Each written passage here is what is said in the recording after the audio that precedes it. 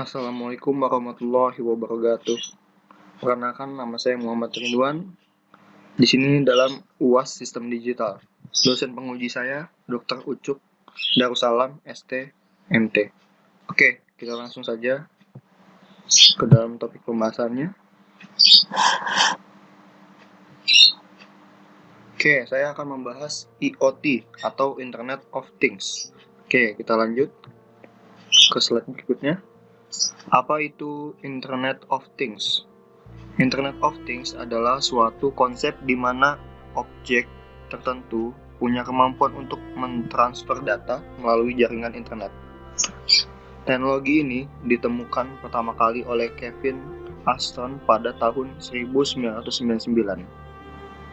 Internet of Things terdiri atas dua bagian utama, yaitu internet yang mengatur konektivitas dan things yang berarti objek atau perangkat. Things memiliki kemampuan untuk mengumpulkan, menyimpan, memproses data, dan mengirimkannya ke internet. Oke, kita lanjut ke slide berikutnya. Oke, di sini ada namanya konsep dan cara kerja Internet of Things. Di sini juga ada namanya 3 elemen utama IoT.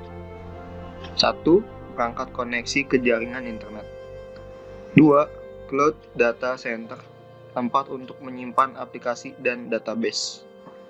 Ketiga, barang fisik yang dilengkapi modul IoT adalah gateway dan sensor. Cara kerja IoT adalah setiap benda yang terhubung dengan internet bisa diakses kapan saja dan di mana saja. Nah, di sini kita ada contohnya, ada IoT arsitektur. Di sini ada gateway-nya, cloud, control data, control application. Di sini streaming data processor. Di sini sensor data dan juga sensor data masuk sini. Data lake, big data warehouse. Di sini juga ada web application, mobile application, user business logic, data analytic, dan machine learning. Di sini ada juga models. Oke, di sini kita selanjutnya ke slide berikutnya.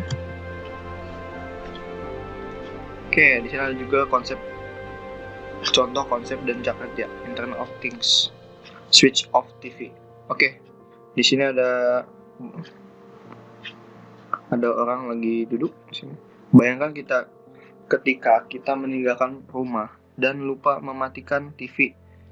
Kita bisa mematikan TV dari jarak jauh dengan hanya mengirimkan pesan ke rumah kita. Jadi di sini kita bisa matikan TV kita di dalam ponsel. Jadi keamanan kita dijamin di sini ya. Di sini ponselnya. Jadi lebih mudah. Oke, selanjutnya kita ke slide berikutnya. Nah, di sini ada konsep dan cara kerja Internet of Things. Nah, di sini sekarang CCTV.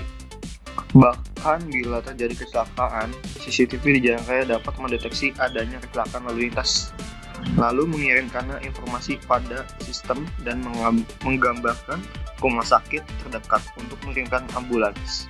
Nah, di sini kita ada CCTV, ada contoh gambarnya ya. CCTV bisa melaporkan kecelakaan dan juga mengambil ambulans untuk kebawa ke rumah sakit. Ini contoh semuanya ya, cara kerjanya Internet of Things CCTV.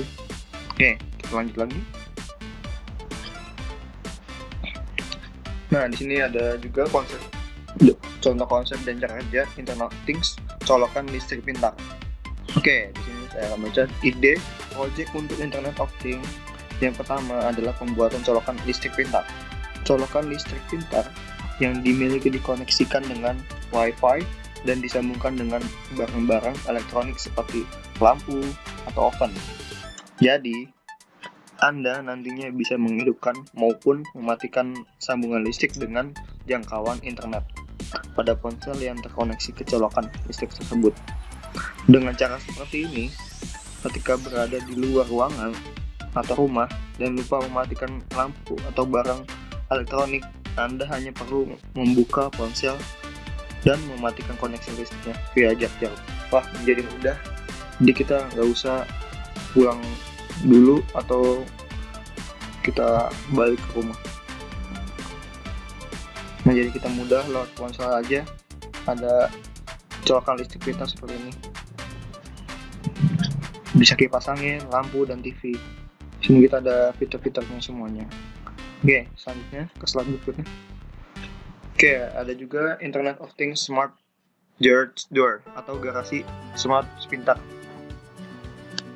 Smart garasi pintar. Seperti namanya, Project Smart Garage Door merupakan proyek IoT yang dapat memonitor status pintu garasi sekaligus membuka dengan fitur scanner sidik jari. Apabila menerapkan proyek ini, Anda bisa memonitor garasi dimanapun berada melalui ponsel. Untuk akses pembukanya juga akan lebih aman karena harus melalui scan sidik jari yang ada di ponsel Anda. Cara ini akan menginformasikan Anda yang tidak tahu ketika ada akses paksa dari pihak-pihak yang berusaha masuk ke garasi. Nah, di sini jadi kita memudahkan untuk membuka garasi dan juga mengecek garasi. Jadi kita tinggal dari ponsel mengeskan dari sidik jari kita sendiri di ponsel. Jadi lebih mudah dari fitur-fiturnya. Seperti ini contohnya. Oke, nah di sini juga ada namanya slide berikutnya Smart Trash Can atau pengambilan sampah pintar. Oke, tempat sampah pintar merupakan bentuk inovasi lainnya yang bisa Anda jadikan sebagai referensi. Dengan alat ini, Anda bisa mengoptimalkan pengumpulan sampah dan meminimalisir konsumsi bahan bakar. Sistem pada tempat sampah sendiri akan memberikan notifikasi mengenai jumlah dalam bak tersebut serta suhu bak. Inovasi ini tentu akan sangat berguna untuk mereka yang bekerja mengumpulkan sampah serta semua warga kota secara keseluruhan. Oke, ini jadinya di sini kita jadi lebih mudah meminimalisir sampah dan juga konsumsi bahan bakar juga. Nah, di sini contohnya ada 85% jadi lebih kecil, 85%, 90%. Jadi seperti ini contohnya nih. Cocok sekali untuk di masa pandemi seperti ini. Oke, lanjut lagi. Nah, di sini ada penerapan IoT di masa pandemi COVID-19. Nah, penerapannya adalah khusus untuk peserta didik, untuk mampu menyesuaikan diri dengan memanfaatkan pendidikan era revolusi 4.0 dengan menerapkan Internet of Things atau IoT sehingga dapat mengembangkan kreativitas dan inovasi melalui tugas bersama, kolaborasi, tugas individu maupun proyek tertentu yang bermanfaat di tengah situasi wabah ini. Contoh kolaborasinya misalnya yang telah dilakukan mahasiswa jurusan Kimia Universitas Lampung dengan membuat cairan sanitizer dengan memanfaatkan alat dan bahan yang tersedia, ataupun penggalangan dana bersama untuk membeli alat pelindung diri APD bagi petugas kesehatan. Oke, ini penerapan IoT di masa pandemi COVID-19 untuk peserta didik. Oke, lanjut lagi. Oke, di sini ada namanya penerapan di bidang lainnya, Internet of Things. Ada Smart Cities membantu kelola kota yang efektif melalui sensor secara real time, dan juga Smart Traffic menganalisa lalu lintas kendaraan bermotor di jalan. Dan di sini ada Security dan Emergency, mendeteksi radiasi dan gas-gas yang bisa meledak. Atau di sini juga Home Automation, memonitor penggunaan air, TV, pintu, jendela, dan penyiraman tanaman. Oke, di sini ada Smart Mall, mendeteksi kehadiran pengunjung suatu mall. Nah, di sini juga bisa untuk sekarang situasi pandemi nih. Jadi tidak sampai kerumunan. Jadi bisa mendeteksi ada berapa pengunjung mall. Oke, di sini ada retail, memonitor pengiriman barang dan melihat tanggal kadaluarsa. Oke, di sini ada Smart Agriculture, mendeteksi kelembapan tanah, udara, suhu untuk pertanian. Oke, di sini ada Smart Environment, mendeteksi kebakaran hutan, polusi udara, mendeteksi dini gempa bumi atau tsunami. Oke, selanjutnya lagi. Nah, di sini ada manfaat dari Internet of Things. 1. Kerja yang kita lakukan lebih mudah, cepat, dan efisien. 2. Kita dapat mendeteksi penggunaan dimanapun berada. Contoh sederhana lainnya, kita tidak perlu mengecek bahan-bahan makanan yang ada di dalam kulkas, karena di kulkas sudah ada sensor atau modul IoT yang memberitahukan kita melalui SMS ke smartphone bahwa ada bahan makanan yang habis.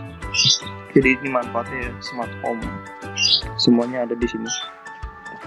Oke, kita lanjut lagi. Oke, di sini ada kekurangan dari Internet of Things. Ternyata ada kekurangan juga. 1. Keamanan. IoT menciptakan ekosistem perangkat yang terhubung secara konstan yang berkomunikasi melalui jaringan. Sistem ini menawarkan sedikit kontrol meski ada tindakan pengamanan. Ini membuat pengguna terpapar berbagai jenis penyerangan. Kedua, privasi. Kecanggihan IoT menyediakan data pribadi yang substansial secara ekstrem tanpa partisipasi pengguna. Ketiga, kompleksitas.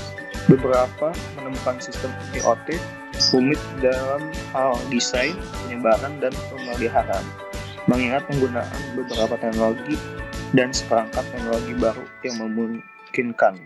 Oke, 4. Fleksibilitas.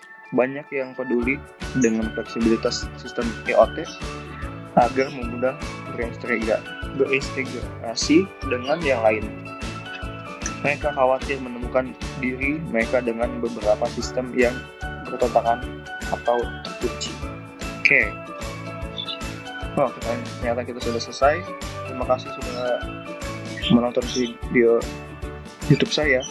Terima kasih. Wassalamualaikum warahmatullahi wabarakatuh.